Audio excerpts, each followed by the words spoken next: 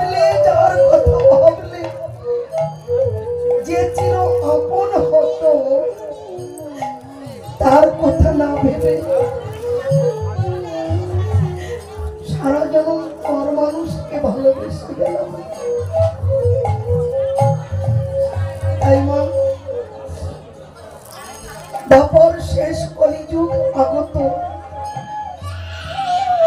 রায়ধনীকে লইয়া একই শয্যায় নিদ্রিত আমার গোবিন্দ। নিশির যখন তৃতীয় প্রহর রায়ধনী একটি স্বপ্ন দেখছেন। কোন স্বপ্ন, কি রূপে তাকে দেখলেন? কে যেন আজ লম্বিত লম্বিত তিলক কপালে নামাবলি গলে কৌমণ্ডল পরে নবীন কিশোরে মুখে হরি বল হরি বল হরি বল হরি বল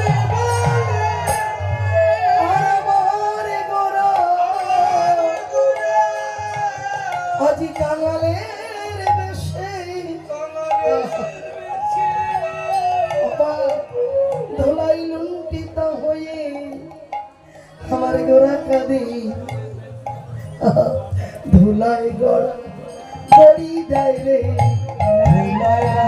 গড়ি যায় রে ধুলাই গড়া গড়ি যায় রে ধুলাই গড়া গড়ি যায় রে আমার রাধে কৃপা করো বলে ধুলাই গড়া গড়ি যায় রাধে কৃপা করো বলে ধুলাই গড়া গড়ি যায় রাধে কৃপা করো বলে ধুলাই গড়া গড়ি যায় রাধে কৃপা করো নয়ন ধারায় ভেসে যায় রাধে কৃপা করো বলি শ্রাবণের ধারার মতো রাধে কৃপা করো ধারায় বুক ভেসে যায় গো ধুলাই গড়া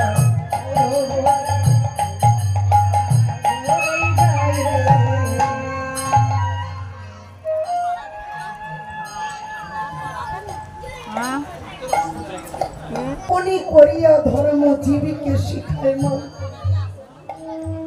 নিজে না করিলে ধর্ম জীবীকে শেখানো কি যায় গো।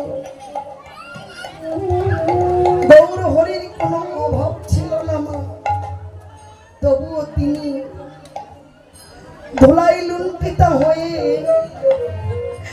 রাধে কৃপা করো বলে পথের ধোলা সাধুগুরু বৈষ্ণবের চরণের ধোলা মাথায় নিচ্ছে গো। বলে ভক্তি বিনা মুক্তির উপায় কোনদিন হবে না। জগতের প্রতি যত প্রকার শক্তি আছে একমাত্র ভক্তির কাছে সকল শক্তি হার মেনে যায়। ভক্তি বিনা মুক্তির উপায় নাই রে মা। মায়েরা তরকারি রান্না করে তেল ঝাল মশলা অনেক দিয়েছ, কিন্তু মা পরিমাণ মতো যদি লবণ দেওয়া না হয় সেই তরকারির স্বাদ হয় গো মা। যতই তেল ঢালো যতই জল ঢালো হবে না তো। নুন ছাড়া তরকারি যেমন কোনো স্বাদ নাই,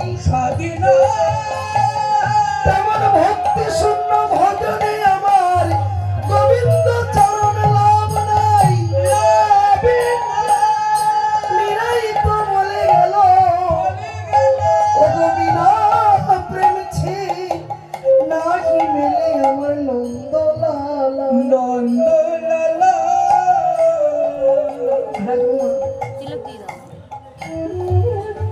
জমিতে যদি জো না হয়, জমি যদি রসায়ন না হয়, সেই জমিতে বীজ রোপণ করলে তার যেমন অঙ্কুর হয় না, এই প্রেম ভক্তি না থাকলে গোবিন্দের সাধন ভজন হবে না।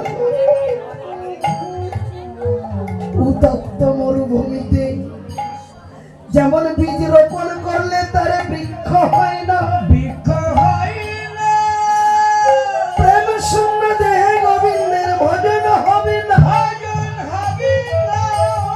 নাই মা গো, আমার গৌর সুন্দর নিজে কেঁদে জগৎকে বুঝালেন, এ জগৎ তোমরা